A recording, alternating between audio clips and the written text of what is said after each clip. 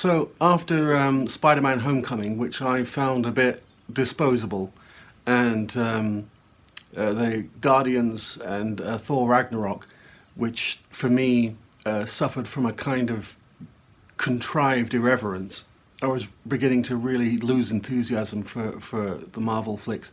But Black Panther has restored that to a degree. It's a bit of a palate cleanser, and it gives us something closer to a straight-up hero's journey, which is very appreciable.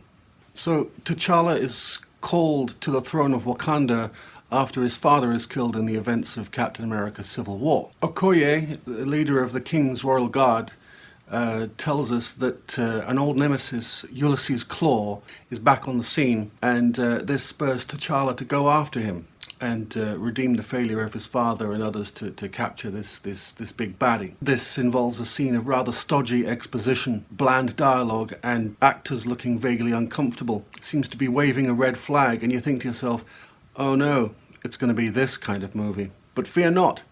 What follows is muscular, engrossing, and highly entertaining, comparable to, say, most people's first experience of Winter Soldier. But there's more classical storytelling virtue. You always feel like the thing that's going on is the thing that should be going on. The cast are top draw. I'd like to give individual credit where individual credit is due, but actually it's easier to just point out the things that don't work. As mentioned before, one or two scenes are kind of a little bit on the nose, as are some of the performances. I'm not naming names.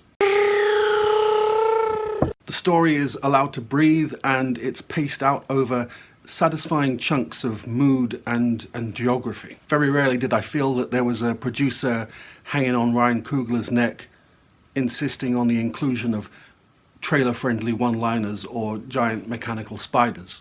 The cast, the location, the stylings make this movie feel fresh, at least in the context of the MCU. Obviously, we've seen black superheroes before, but in terms of representation, this does genuinely feel like a watershed. Perhaps that's because the focus isn't on ethnicity, but on culture, tradition, and concepts that we don't normally get to see in this kind of movie.